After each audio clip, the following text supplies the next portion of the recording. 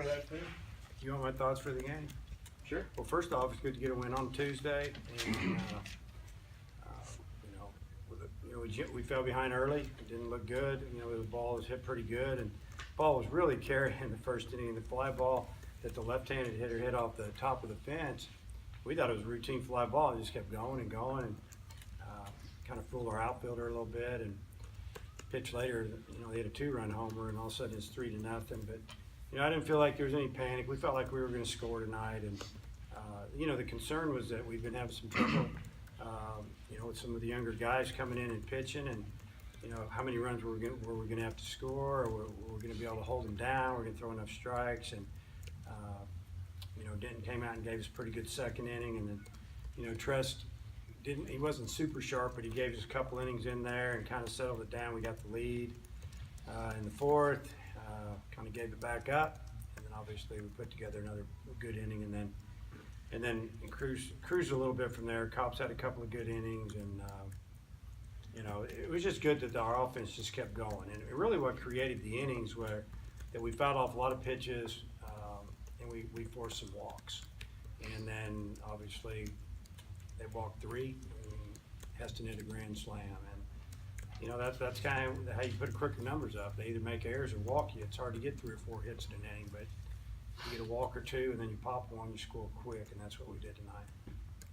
What do you always think of Kirstead? 2 dingers, and he's pretty high right now. Yeah, he's swinging the bat good. It was really good to see him drive that ball the other way, center, left center a little bit. I feel like when he's really swinging it good, that's where he hits the ball a little bit. Ball had backspin and just carried out of the park, and the ball hit off the scoreboard. It had some backspin as well. He kept his hands inside the ball. It was a little inside, and one of those balls, the way the ball was carrying tonight, we knew right when we left the bat it was going to leave the yard. But he's been a threat, and he also hit a line drive on a 2-strike changeup that was down that advanced a runner from second to third with no outs. I thought that was a big swing as well because we ended up scoring that run. He had a good night, obviously. Did it hit the scoreboard or did it go? We thought it went over the scoreboard. I thought I saw it slide down the net. I don't know where it went. I don't know, maybe that was something else. I don't know. I just know it went over the yellow line. We got 4 runs, and I was very happy about that. Any concern with Ramage? No, because he actually threw pretty good. The last outing. I just don't think maybe he shouldn't have thrown tonight, but he needs to let us know that. Wasn't real sharp, missed some spots, and they hammered him. And he had to go through some of their best hitters, and they got him. Last week he pitched twice on the weekend, and one was better than the other, but the one that was good, and we had to have it. We wouldn't have won that game without him. So just trying to get him a little tune-up, and we'll have a couple days kind of recover and get ready for possibly Friday or Saturday. Martin, 4 for 5 on a walk. What would you think of his night? I thought his approach was really good tonight. When took a walk or 2, and then hit that ball. I think his first hit was a double to right center. Stayed over that ball. We hadn't seen that in a while. Talked to him about it a lot, and talked to him about the first pitcher they threw, he didn't throw very hard. So our approach was to try to stay through the middle and go the other way. And Martin was one that we really talked to about it, and he did a nice job. And it kind of carried over. I mean, he took more pitches tonight than I've seen him take in a while. Instead of just swinging, hey, he took it. He didn't like it. Might have been a strike, might have been a ball. But, he still had another pitch or 2 to work with, and fought off some pitches, hit double down the line. Just did a good job of fighting up there. It was good to see. When you look around when you look around the SEC on Tuesday nights, like LSU lost to Southern tonight, and it happened last week. Do these just kind of feel like survival type of games? Yeah, it seems like. We just beat each other up so much on the weekend. Honestly, we use so much pitching, and it seems like everybody's so good this year on the weekends that midweeks are. You want to develop guys, but you need to win games. You want it to be fun, but sometimes it's just agony, honestly. LSU's lost 3 games to in-state schools this year already.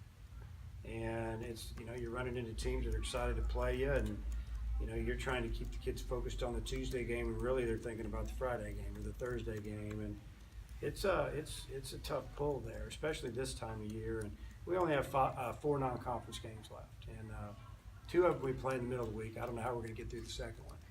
but I'll deal with that when we get there. So hopefully by then, maybe one of these younger guys will step up and take the ball and give us 5 innings on a Wednesday. But yeah, the Tuesday and Wednesday games have been a battle for a lot of teams, including us. What have the last couple of days been like for Nate? You know, I mean, he's talking. You know, I've heard him talking to his brother, who also coaches in college, and you know, he's talked to his mom, and you know, just friends. And I think, you know, I think it happened real quick. You know, he was battling cancer, and he didn't have some chemo. But this was something else, and then, you know, we get the call. He gets a call like Wednesday or Thursday, I think, that his dad's kidneys were failing. And, you know, we were getting him set up to leave on Friday morning, and I think he talked to his dad on Thursday. His dad told him, "I'm not going anywhere. You need to stay there." And it went downhill from there, and he passed away, I don't know, a couple hours later. And so it was sad. It was quick, but I think he held up pretty good. And they've set the funeral for because his brother, just so they can all get there. His brother's head coach at McLennan Community College in Texas. And I think they're going to have the funeral like next Wednesday, so he'll miss next Tuesday's game here. Good heart hit his first home run for you. Had a pretty good night. What would you think of him? I thought he had a really good night. He swung the bat extremely well at Auburn too. He hit a ball at Auburn that hit about as high off the fence without going out of the park the other night. That really could have helped us with 2 outs. It would have given us a lead. I think it was in the 15-inning game. It hit, right on the yellow, right at it. And he didn't score. He was getting a double. He's been close a few times, and he finally got one up a little bit. And but he's been a force. He's got a lot of bat speed, and he battles and been swinging at good pitches, laying off some borderline pitches early in the count, and getting something he can handle, and he's done a nice job with it. Hunter Wilson had a pretty nice game offensively, got that big ovation early. Just what do you think about his night overall? Nothing surprised me with Hunter. He's a good player, older player. He's been around now, and I'm happy for him that he had, that he's having success there, and he's getting to do what he wanted to do. He wanted to play every day, and that was the issue here. I couldn't promise him he'd play every day, and just happy for him.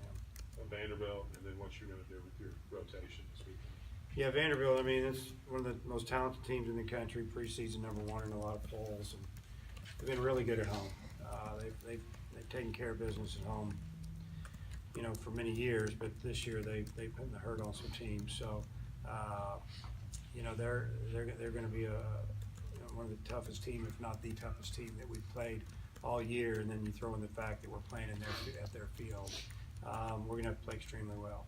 We're going to have to not make mistakes and take advantage of mistakes if there are any.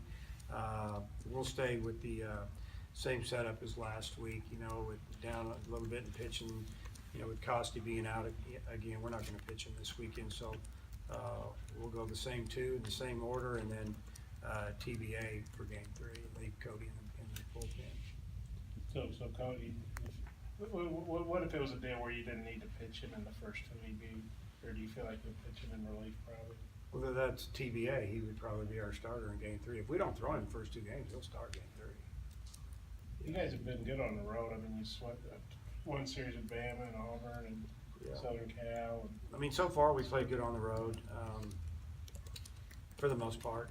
And, that's a good thing. It's tough on the road. It's tough at home this year. The teams are all good, but I think you guys are seeing how good Ole Miss is. You kind of saw what they did to Florida when they left here.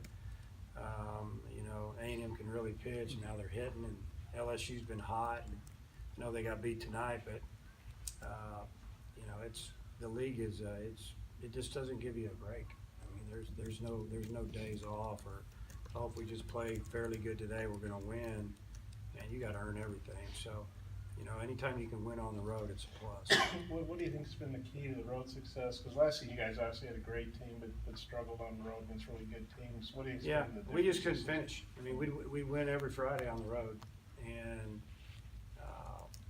for some reason we wouldn't win on Saturday. And Murphy pitched really good. Most of the time when Murphy went out in the 6th or 7th inning, the game was tied, or we were ahead a run. We didn't hold it, and then on Sunday it didn't go good. And that's the difference. I think that we've been playing better game 2 and game 3. I really don't know what to tell you. I mean, Cody's been part of that because he's pitched so well when he started in Game 3 and given us 5-6 innings since conference started for the most part. And he even did it at USC. That's kind of where he got it started. We threw him out there in Game 3 and said, let's try to get a few innings out of him. And he pitched great for like 5 innings. And, we ended up, I don't think we got a win in that game, but I think that's the extra inning game, wasn't it? Maybe. And, could have. But I would say Cody's been one of the main reasons. Think you guys have more confidence on the road this season? Maybe a little bit. I would say, whenever you win, it builds confidence. So we're not scared on the road. I can tell you that. You can see it in their face. They don't really care. We're going to run into an extremely tough team in a different type of ballpark. It's extremely quick with all that turf. There's no foul territory. Like I said, this is going to be a major challenge at Bandy. I think Cody pitched on back-to-back days this past weekend. Is he a guy you feel comfortable doing that? Yeah, not very much. I don't feel comfortable doing that with anybody. But sometimes you just, you kind of got to see how hard were the innings that they pitched in the first time, and were they always in trouble and struggling, or was it an easy 2 innings, 3 innings or whatever, and then, hey, can you give us 1 inning? It just depends. But, yeah, I don't want to do that with Cody too much. But, he threw really well in the inning that he threw on I guess it was Saturday, which was Game 3. And I didn't even know he was going to pitch. He wanted to pitch. And Cody lost his grandma this weekend, too, and found out the night before, and it was really hard on him. And so he had a lot of emotion. He actually won't be at practice tomorrow. He won't travel with the team on Thursday, and then we're going to fly him into Nashville on Friday morning. Yeah, because of his grandma's funeral. Mm-hmm. I don't know if you can think about it still. I guess that's the 10th straight time you've beaten Norway. They haven't beaten you since like 2008, so that's like 11 years. Well, I do remember the last time they beat us because they hammered us. And I remember that they were throwing some guy that was, I don't know how many times he struck us out, but he was a weekend starter and he was really good. He's probably in the big leagues now. But yeah, that was, I didn't realize that. We played him in a couple regionals, had some really good games with him. So they're always good. They're a little younger than they have been. A lot of times their whole lineup is juniors and seniors. I know freshman played third today. He can hit and go on and on. There's a lot of freshman pitchers. So they'll be right in the middle of it before it's over with this year. They'll be in a regional somewhere. We should have a pretty good streak against a quality program. Yeah, I mean, you never know how it's going to go. We did that against a couple other teams, Missouri State for a while, and they got us for a few years, so it can flip pretty quick. I don't get all excited about it. I'm just moving on to the next game. All good? Okay, thanks. All right.